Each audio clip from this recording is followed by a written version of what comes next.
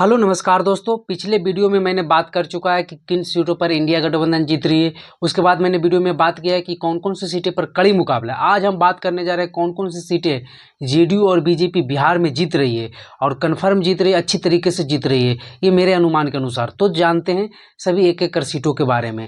तो अभी तक जो चुनाव हुआ है वो सिर्फ फेज तक हो चुका है और उसमें 32 सीटों पर चुनाव हो चुका है। तो मैंने बताया कि 5 सीटों पर जो है कौन कौन सी जीत रहे हैं इंडिया गठबंधन और कितनी सीटों पर जो कड़ी मुकाबला है। आज हम जो बात कर रहे हैं वो एनडीए जो सीट जीत रही है। तो चलिए जानते हैं एक एक करके। सबसे पहले हम शुरू करते हैं गया।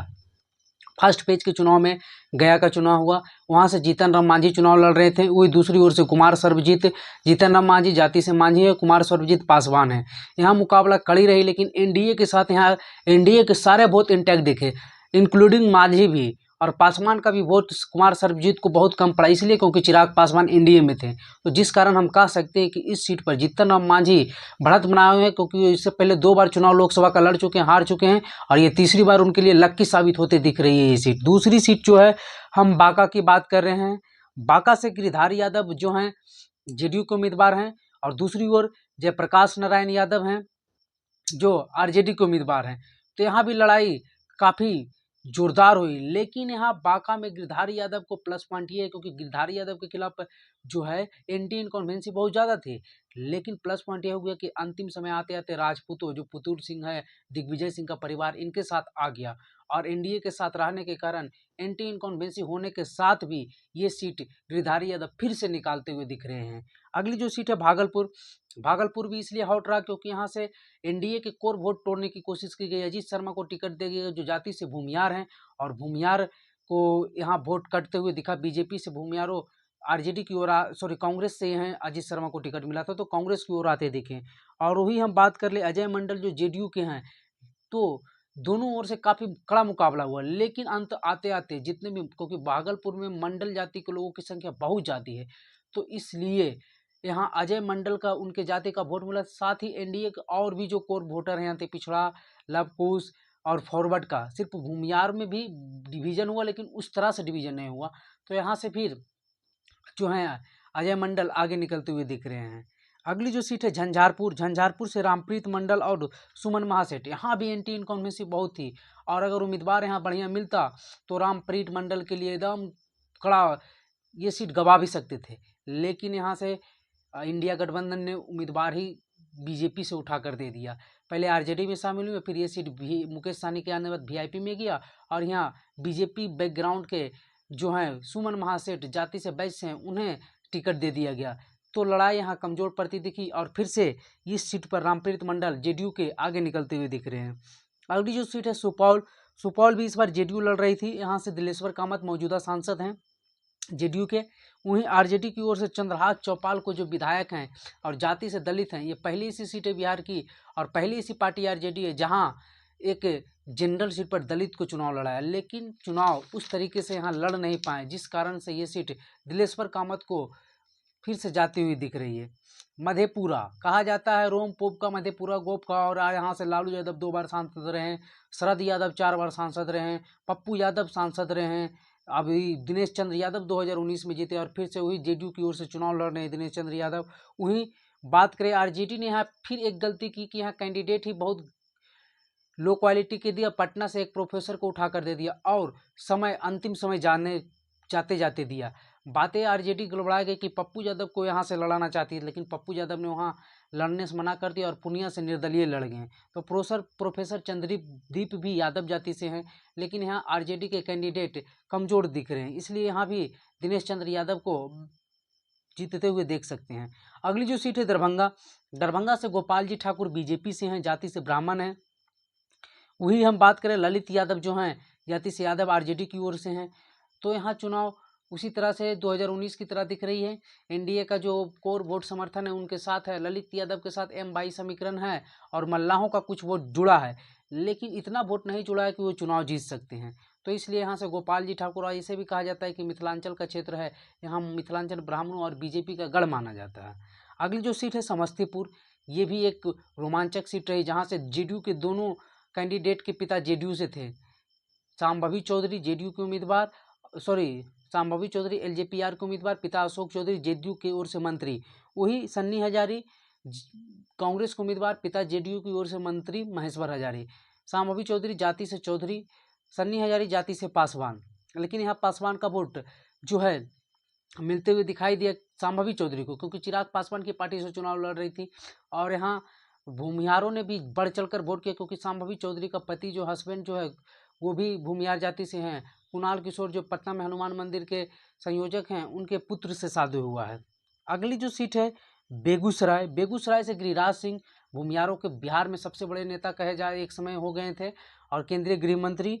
यहाँ एंटी इनकम्बेंसी थी, टिकट कटने की बात चल रही थी, लेकिन फिर से गिरिराज सिंह को मिला और जाति से भूमिहार हैं। वहीं दूसरी ओर अजय राय सीपीआई से, जाति से यादव हैं, तो लेनिनग्राद भी कहा जाता है बेगूसराय को। लेकिन अजय राय ने उस प्रकार से टक्कर नहीं दे पाए। अब लेनिन वाली स्थिति, मतलब मार्क्सवादियों कम्युनिस्ट पार्टियों के लिए अब बेगूसराय उस तरह का गढ़ बचा नहीं है, और यादव को टिकट देने से यहाँ हो गया M22 सिर्फ उनके साथ जुड़ा और कुछ मल्ला।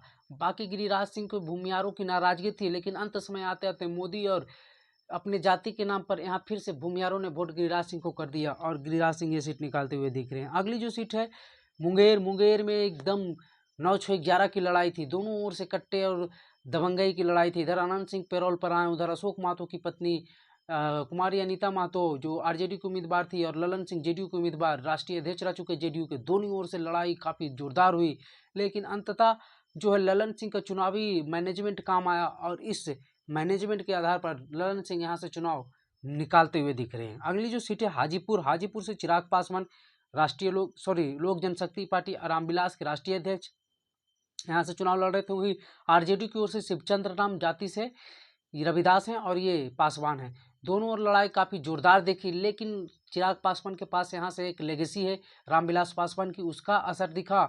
और चिराग पासवान युवा और बिहार में उभरते हुए चेहरा के कारण, और सभी लोगों को ये भी लगा कि अगर ये जीतेंगे तो केंद्र में मंत्री बनेंगे, तो इस चलते यहाँ से चिराग पासवान एज प्राप्त करते हुए दिखे। अगली सीट जो है मधुबनी, अशोक यादव हुकुमदेव नारायण यादव के बेटे बीजेपी से, वहीं अली अशरफ फातमी जो है आरजेडी से। दोनों ओर से चुनाव अच्छी एकदम कड़ी तरीके से लड़ा गया। अली अशरफ फातमी दरभंगा से कई इतने बार सांसद रह चुके हैं, मंत्री रह चुके हैं केंद्र में। वही अशोक यादव भी इस बार कहा जा रहा था कि इस बार मुकाबला कड़ा होगा, लेकिन और अशोक यादव हार भी सकते, लेकिन यहाँ से फिर से यादव अशोक यादव के साथ आए, जिस कारण से यहाँ अशोक यादव को एज प्राप्त होते दिखा। और बीजेपी का कोर वोट तो ही साथ में, तो इसलिए मधुबनी भी अशोक यादव निकालते हुए दिख रहे हैं। अगली सीट जो है मुजफ्फरपुर, मुजफ्फरपुर से अजय निषाद कांग्रेस की ओर से, और जो है राजभूषण निषाद जो हैं वो बीजेपी की ओर से। पिछली बार अजय निषाद बीजेपी की ओर से लड़े थे और 4 लाख वोट से राजभूषण निषाद को हराए थे, जो वीआईपी के उम्मीदवार थे।